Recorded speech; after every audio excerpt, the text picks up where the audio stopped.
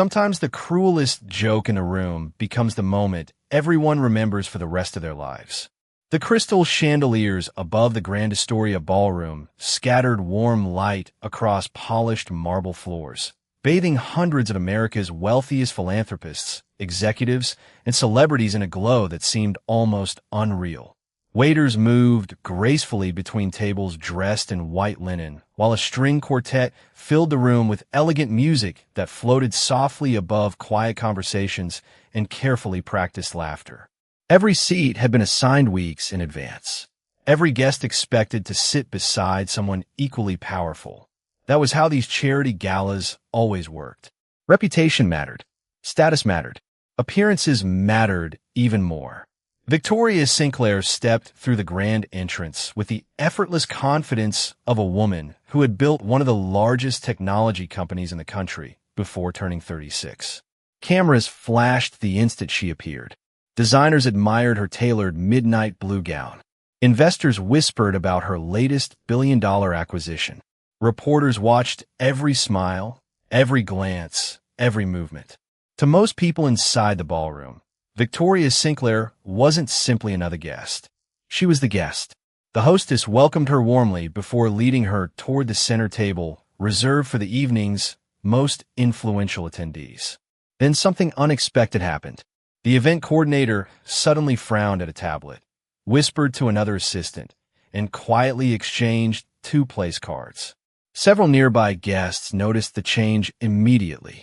Curious eyes followed Victoria as she approached her chair. Then they saw the name beside hers. Ethan Carter. No company title. No prestigious foundation. No recognizable family name. Just Ethan Carter. A man wearing a simple charcoal suit that had clearly been tailored years ago, carefully maintained rather than recently purchased. His shoes were polished but modest. His watch looked older than most of the smartphones resting on the table. He stood politely as Victoria arrived and offered a respectful smile. "Good evening." Before she could answer, laughter quietly rippled from another table. "Well," one executive murmured just loudly enough for others to hear, "I guess the seating committee wanted our billionaire CEO to experience ordinary America tonight." A woman covered her smile behind a champagne glass. Someone else added, "Maybe he won the charity raffle." More laughter followed, soft enough to sound civilized, sharp enough to sting. Ethan heard every word. His expression never changed. He simply pulled out Victoria's chair with calm courtesy before taking his own seat. Victoria thanked him automatically, though her attention lingered on the strange contrast before her. Most people seated beside her immediately tried to impress her. They quoted market trends, mentioned expensive vacations, brought up mutual connections.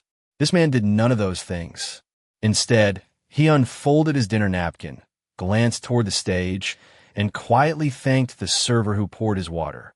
Nothing about him seemed uncomfortable. Nothing suggested he felt embarrassed by the whispers surrounding them. If anything, he appeared completely at peace, as though the opinions floating around the ballroom belonged to another world entirely. Across the room, more guests continued stealing curious glances toward the unlikely pair. Some smiled with amusement. Others shook their heads in disbelief. No one noticed the embossed invitation resting beside Ethan's plate. No one asked why someone so seemingly ordinary had received one of the most exclusive invitations in New York.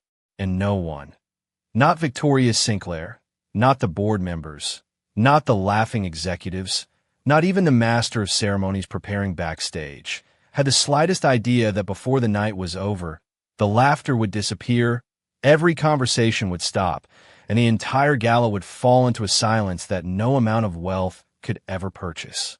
The opening remarks from the stage faded into the background as servers placed the first course before the guests. But Ethan Carter seemed far more interested in thanking each member of the waitstaff than in studying the famous faces surrounding him. Every time a plate was served or a glass was refilled, he offered the same genuine smile and the same quiet words of appreciation. The gestures were small, almost invisible inside a ballroom filled with expensive conversations. Yet Victoria Sinclair noticed every one of them. She had attended hundreds of events like this over the years. She had become an expert at recognizing ambition disguised as kindness. Investors complimented people they wanted to impress. Entrepreneurs praised people they hoped would fund them. Socialites remembered names only when cameras were nearby. Ethan did none of those things. His kindness carried no expectation. It simply existed. Victoria studied him for another moment before finally speaking. "Have we met before?" Ethan looked up from the untouched bread plate and smiled politely. "I do not believe so. Someone must have invited you." "Yes." His answer stopped there. No explanation. No attempt to make himself sound important. Across the table, another guest leaned closer with an amused expression. "So, Ethan, what business are you in?" Several heads turned. The question sounded harmless, but everyone understood what it really meant. It was a request for credentials.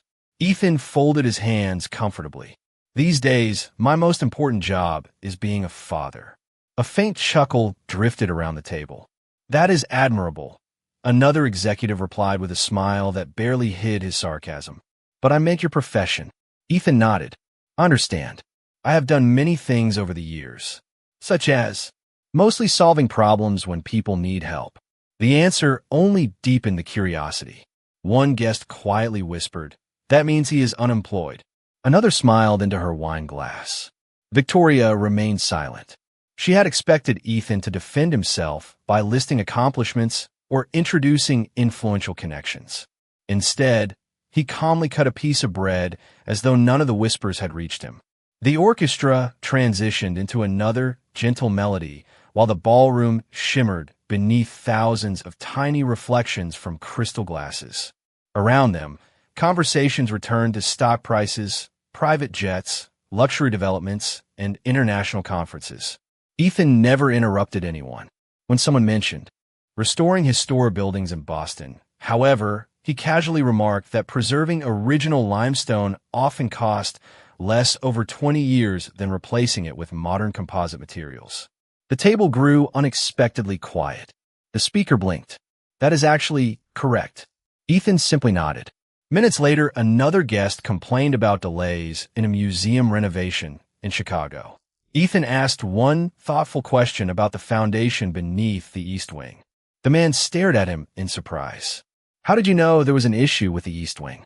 Ethan smiled gently. "Lucky guess." Victoria watched his expression carefully. It was not the smile of someone pretending to know more than he did. It was the smile of someone choosing not to reveal everything he knew. That difference fascinated her. Before she could ask another question, a young server carrying a tray of sparkling water stumbled slightly after another guest stepped back without looking. The glasses tilted dangerously. Ethan reacted without urgency or drama, steadying the edge of the tray with one hand before a single glass could fall. "Take your time," he said warmly. "You are doing just fine." Relief washed across the young server's face. "Thank you, sir." Ethan answered with nothing more than another reassuring smile. Victoria had spent years watching powerful people reveal their true character when speaking to those who could offer them nothing in return. In less than 15 minutes beside Ethan Carter, she had quietly begun to wonder if the least important man at the table might actually be the one everyone else had completely misunderstood. The first course slowly disappeared from the tables, replaced by polished silverware and quiet anticipation as the evening's charity auction drew closer. Conversations drifted effortlessly from investment portfolios to international travel, from exclusive golf clubs to private foundations. Ethan Carter never attempted to join those discussions, yet somehow he never appeared excluded by them either. He listened more than he spoke, offering thoughtful nods instead of rehearsed opinions. Victoria Sinclair found herself paying less attention to the people she had known for years and more attention to the stranger seated beside her. She finally asked the question that had been lingering in her mind. "You seem familiar with architecture." Ethan glanced toward the ballroom ceiling, where intricate moldings framed an enormous crystal chandelier. "I have always admired buildings that were designed to outlive the people who built them." Victoria followed his gaze. "Most people only notice the chandelier." Ethan smiled softly. "The chandelier is beautiful. The engineering that allows it to hang safely for decades is even more beautiful." She looked back at him with growing curiosity. You notice details. Details tell the truth, he replied. Appearances usually tell a story people want others to believe. Before Victoria could answer, another guest joined the conversation after overhearing the exchange. Since you appreciate architecture so much, what do you think of the ballroom? His tone carried the unmistakable confidence of someone expecting an ordinary response. Ethan studied the room for only a few seconds. The restoration team respected the original craftsmanship. That is rare. They matched the limestone remarkably well, although one support column near the west entrance was repaired with a newer blend. It will age differently over the next 15 years unless it receives another treatment. The table became unexpectedly quiet. Several guests instinctively turned toward the west entrance. The executive who had asked the question laughed uncertainly.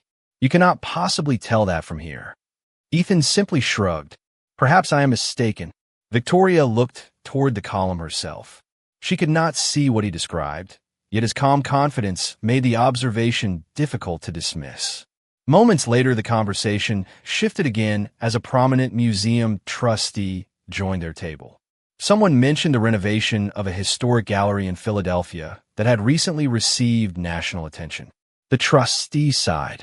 It has become our most frustrating project this year. Ethan politely asked, did they preserve the original skylight? The trustee blinked. Actually, yes. Then the humidity problem, probably, returned after they upgraded the climate control system. The trustee stared at him. That information has not been released publicly. Ethan's expression remained peaceful. Historic buildings usually have long memories. When one problem disappears, another often follows. No one laughed this time. Victoria noticed something even more surprising than Ethan's knowledge. He never spoke to impress anyone. He answered only when asked, and every response ended with humility instead of certainty. Across the ballroom, cameras continued following celebrities and famous donors, but Victoria barely noticed them anymore. Her attention stayed fixed on the quiet man, whose confidence required no audience. As dessert was served, a soft announcement echoed through the room, informing guests that the evening's featured charity auction would begin in just a few minutes. Excitement spread across the ballroom as assistants prepared display screens and covered exhibits near the stage. Several influential collectors whispered eagerly about the final item that would headline the auction. Ethan remained perfectly calm, taking a slow sip of coffee while the room buzzed with anticipation. Victoria studied him one more time, sensing that he was not merely comfortable in this extraordinary setting. Somehow, impossibly, he looked like a man who had already seen something far more impressive than anything waiting to be revealed on that stage. The lights above the stage softened as the master of ceremonies welcomed everyone to the evening's featured charity auction, inviting guests to celebrate generosity, innovation, and the preservation of American history. Large display screens illuminated the ballroom with elegant images of rare artwork, historical artifacts, and architectural treasures donated by collectors from across the country. Excited conversations swept through the room as paddles were placed beside every guest. Victoria Sinclair rested hers calmly on the table. Ethan Carter left his untouched. Several successful auctions passed quickly, each greeted by polite applause as generous donations climbed higher and higher. Then the host smiled with particular enthusiasm. Ladies and gentlemen, our final featured item is something truly extraordinary. The velvet curtain behind him opened, revealing a beautifully framed blueprint of the proposed Hamilton Children's Museum, a project already being praised as one of the most ambitious cultural landmarks in the nation. Cameras immediately focused on the stage. This original concept drawing, the host continued, was generously donated by the architectural consortium leading the project. The winning bidder will receive the only signed presentation edition ever produced. The audience admired the elegant design projected across the enormous screens. Several architects nodded with visible approval. A famous developer proudly announced that the building would become an American icon. Ethan quietly studied the blueprint for only a few seconds before lowering his eyes toward the table. Victoria noticed the subtle change in his expression. "Is something wrong?" she asked softly. Ethan hesitated, almost as though he wished the question had never been asked. "There appears to be a small structural inconsistency." Victoria turned toward the screen again. "You found that already? Perhaps I am mistaken." Before she could respond, the young executive seated across from them overheard the exchange. He smiled broadly, clearly sensing an opportunity to entertain the table. "A structural inconsistency," he repeated loud enough for nearby guests to hear, "in a design approved by one of the best firms in the country." Several heads turned toward Ethan. "Would you care to explain?" Ethan answered with the same quiet composure he had carried all evening.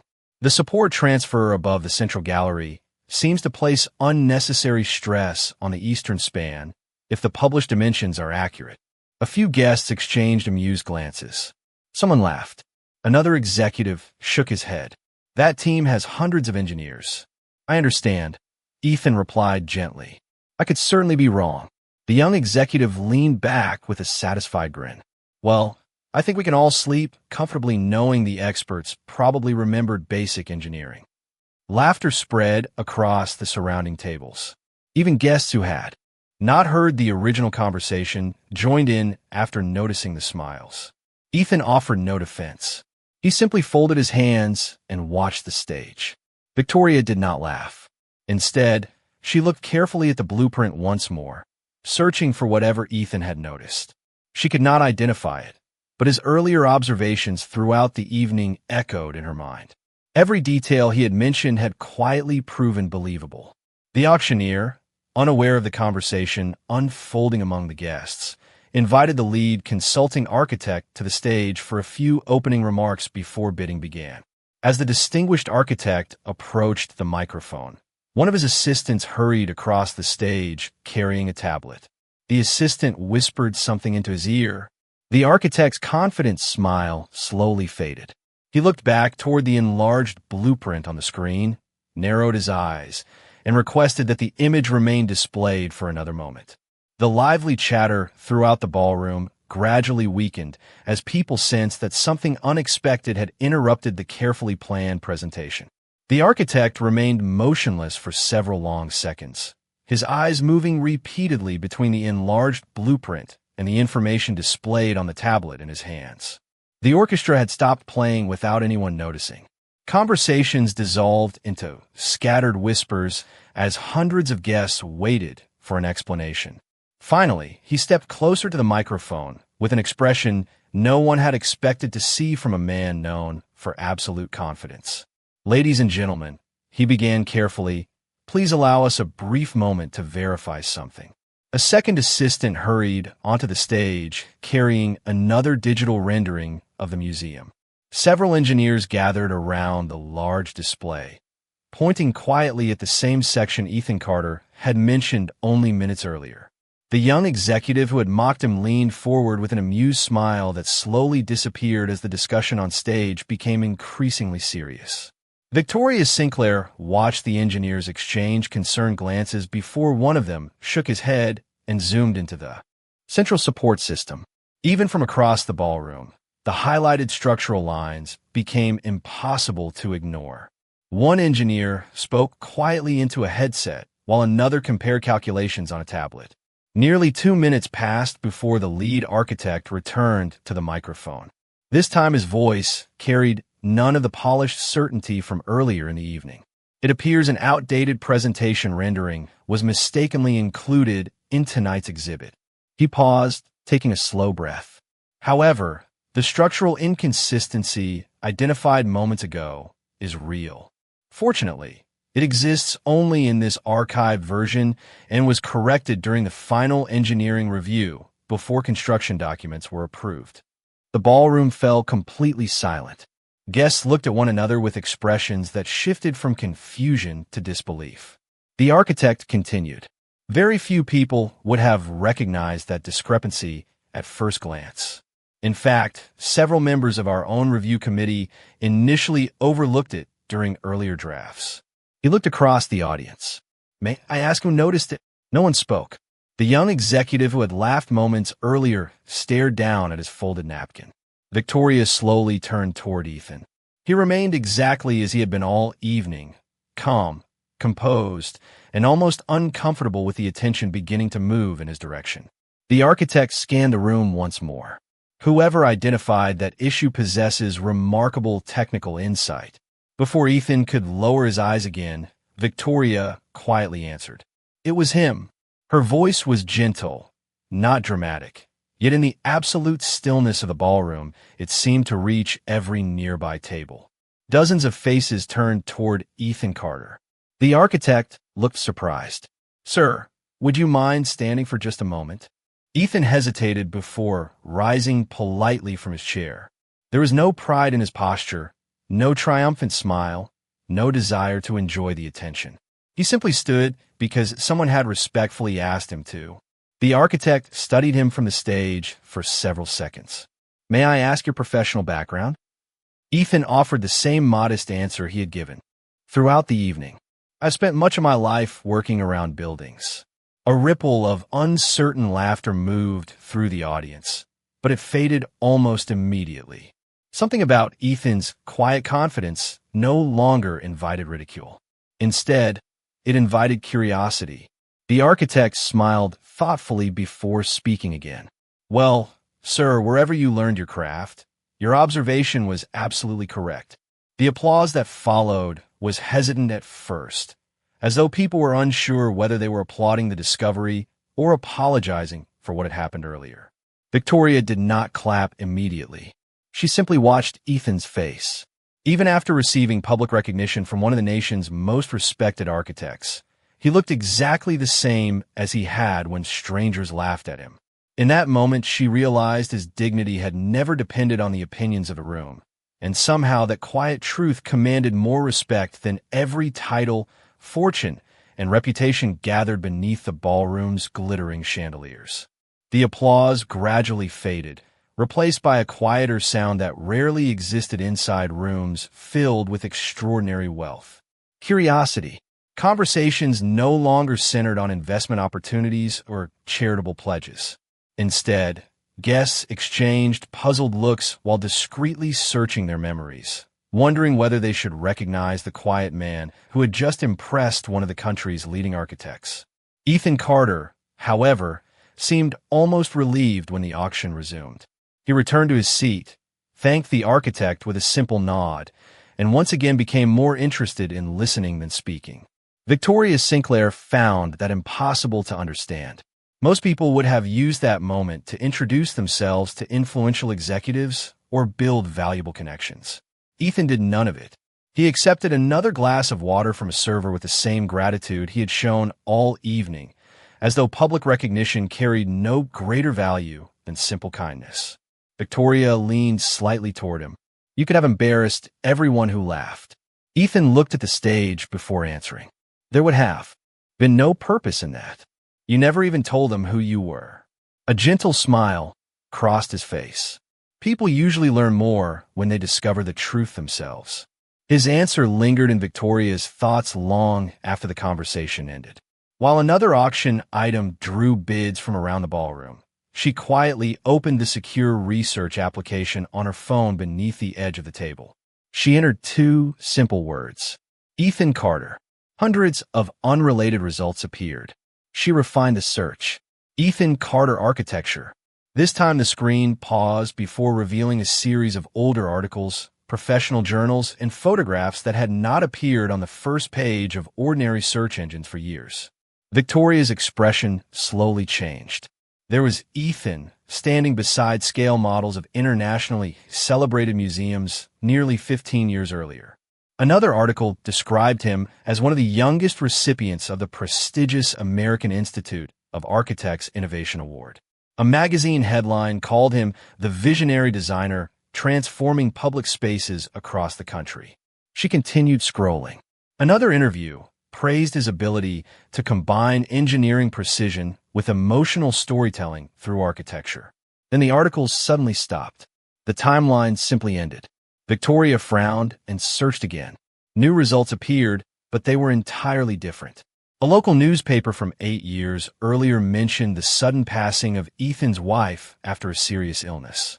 Another article reported that shortly afterward, he had withdrawn from multiple landmark projects without explanation.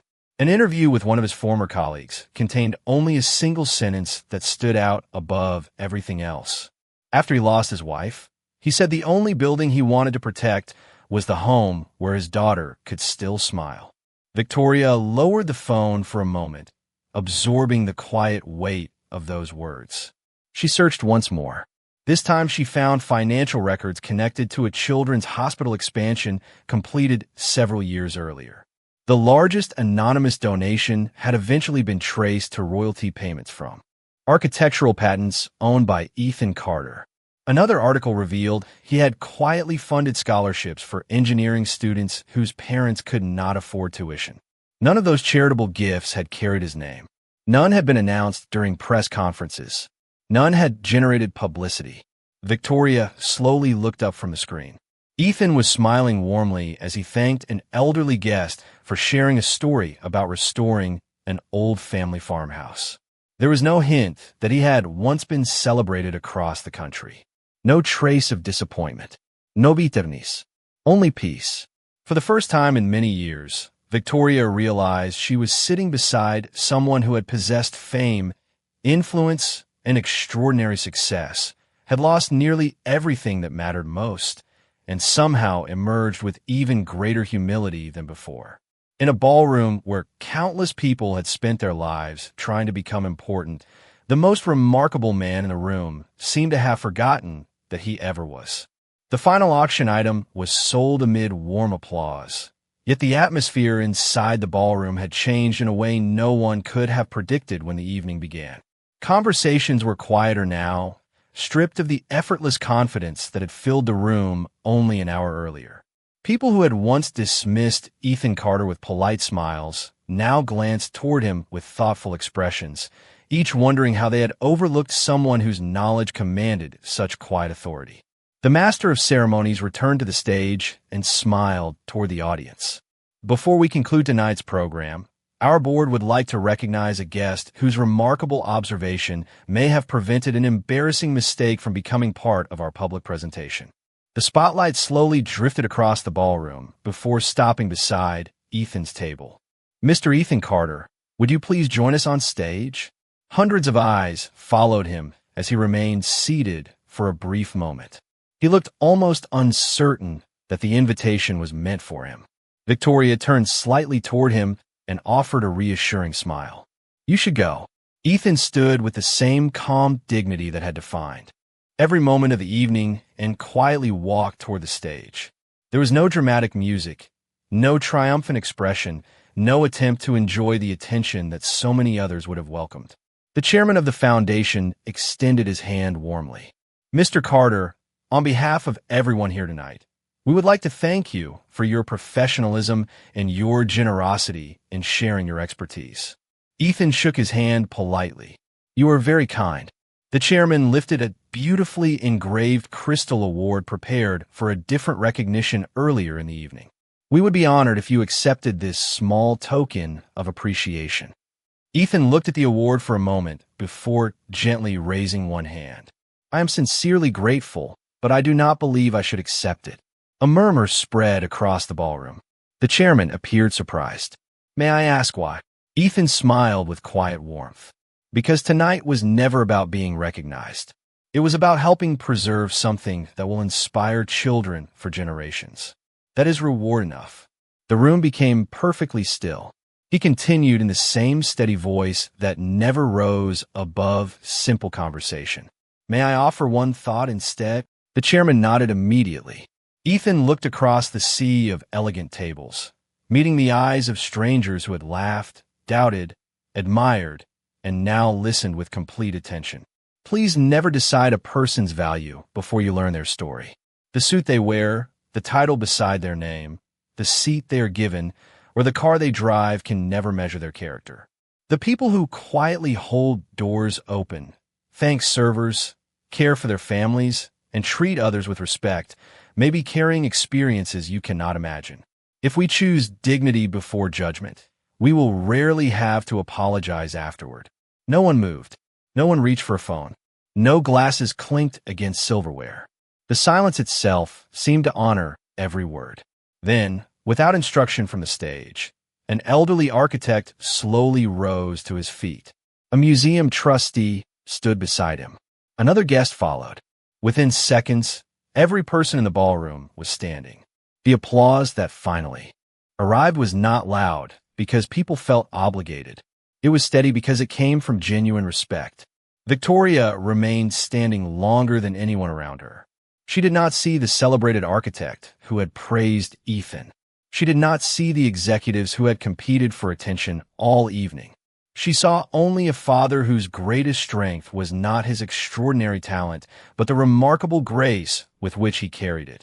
And in that quiet standing ovation, the distance between admiration and something far deeper had begun to disappear. As the final guests began leaving the ballroom, the polished elegance of the evening slowly gave way to something quieter. Waiters cleared empty tables while musicians carefully packed away their instruments. The bright lights above the stage dimmed one by one, leaving only a warm golden glow reflecting across the marble floor. Ethan Carter thanked several members of the event staff before collecting his jacket from the coat check. To him, the evening appeared finished. He expected to return home, help his daughter prepare for school the next morning, and allow this unusual night to quietly fade into memory. Just as he reached the front entrance, he heard footsteps behind him. Mr. Carter. He turned to find Victoria Sinclair walking toward him without the crowd of assistants and advisors who usually surrounded her. For the first time that evening, she looked less like the celebrated chief executive whose every decision influenced financial markets, and more like an ordinary woman searching for an honest conversation. "I hope I'm not keeping you," she said. Ethan smiled gently. "Not at all." She hesitated for a brief moment before asking, "Would you have a few minutes for coffee?" Ethan glanced toward the quiet street outside where the city lights reflected across the pavement after a brief evening rain. "Coffee sounds nice." They crossed to a small neighborhood cafe that remained open late for theater guests and hospital staff finishing long shifts. It was nothing like the luxury surrounding the gala. The chairs were simple. The menu was handwritten. Fresh coffee filled the air with a comforting warmth that expensive ballrooms could never imitate. They found a table beside the window. No photographers waited outside. No investors interrupted them. For the first time all evening, silence felt comfortable instead of uncertain. Victoria wrapped both hands around her coffee cup before speaking. "I search your name." Ethan gave a quiet laugh. "I suspected you might. You walked away from an extraordinary career. I walked toward a more important one." She looked at him curiously. "Your daughter." He nodded. "Lily lost her mother. I refused to let her lose her father at the same time." Victoria lowered her eyes for a moment. Most people would have returned after a few years. Ethan stirred his coffee slowly. "Buildings can wait. Childhood cannot." Those 4 words settled gently between them. Victoria realized she had negotiated billion-dollar agreements with less honesty than this simple conversation carried. "Does she know who you were?" Ethan smiled, and this time the smile reached his eyes. "She knows who I am. That matters much more." Victoria found herself smiling in return. "What does she think you do?" She tells her friends that her father fixes problems and makes pancakes every Saturday morning. He laughs softly. She seems far more impressed by the pancakes. Victoria laughed with him, the sound surprising even herself because it came without calculation or restraint. It had been years since she had laughed simply because something felt genuine. She studied the man sitting across from her and finally asked the question that had quietly followed her throughout the evening. "How did you stay kind after losing so much?" Ethan looked through the cafe window where the lights of New York shimmered peacefully beyond the glass. "Every morning my daughter watches the way I speak to people. She learns what respect looks like long before she understands success. If I allow bitterness to become normal, she may believe that is how adults are supposed to live. I want her to inherit hope instead." Victoria remained silent because no business school, leadership conference, or board meeting had ever taught a lesson that powerful. As they finished their coffee, She realized the most valuable conversation of her life had taken place far away from chandeliers, applause, and wealth, inside a quiet cafe where dignity spoke so softly that only an attentive heart could truly hear it. 1 year later, the first warm days of spring settled gently across Manhattan, filling neighborhood parks with children, blooming trees, and the quiet promise of new beginnings. Ethan Carter parked his modest sedan outside Lily's elementary school, just before the annual community celebration was scheduled to begin. Parents carried folding chairs across the playground, while teachers arranged colorful student artwork beneath white tents. It was not a glamorous event. There were no television cameras, no luxury cars lining the street, and no famous names displayed on banners. Yet to Ethan, few places in the world felt more important. Lily spotted him from across the schoolyard and ran toward him with the joyful confidence only a child can possess. "Daddy, you made it." Ethan smiled as she wrapped her arms around him. "I promised I would." She took his hand and eagerly pulled him toward the auditorium. "Our principal says there's a surprise today." Inside, families filled the seats as students laughed quietly among themselves. The principal stepped onto the stage with a warm smile. "Before our children perform, we have the privilege of announcing a new scholarship program that will support students with big dreams and hardworking families for many years to come." A large curtain behind the stage slowly opened, revealing a simple bronze plaque. Ethan's expression changed the moment he read the inscription: "The Grace Carter Memorial Scholarship for Young Builders and Dreamers." His eyes remained fixed on the name of his late wife. He had never heard of this scholarship. Neither had Lily, who looked up at him with innocent curiosity. "Daddy, that is Mommy's name." Ethan nodded quietly, unable to answer for a moment. The principal continued speaking. The donor requested complete privacy. However, after much consideration, she agreed to let us share only one thing. She said this scholarship exists because one family reminded her that success means very little unless it helps someone else stand taller. At the back of the auditorium, Ethan slowly turned his head. Standing near the exit, dressed in a simple cream-colored coat instead of an executive suit, was Victoria Sinclair. There were no reporters beside her. No photographers waited outside. She had arrived quietly, hoping to leave the same way. When their eyes met across the room, she offered nothing more than a gentle smile. Ethan walked toward her after the ceremony, while children surrounded the refreshment tables with excited laughter. "You named it after Grace," he said softly. "Victoria Nadif. I never had the chance to meet her. But after learning who she was through the people who loved her, it felt like the right name." Ethan looked toward the playground, where Lily was helping another student gather papers scattered by the breeze without anyone asking her to help. He smiled. She would have loved that. Victoria followed his gaze. "Your daughter reminds me of you." Ethan shook his head gently.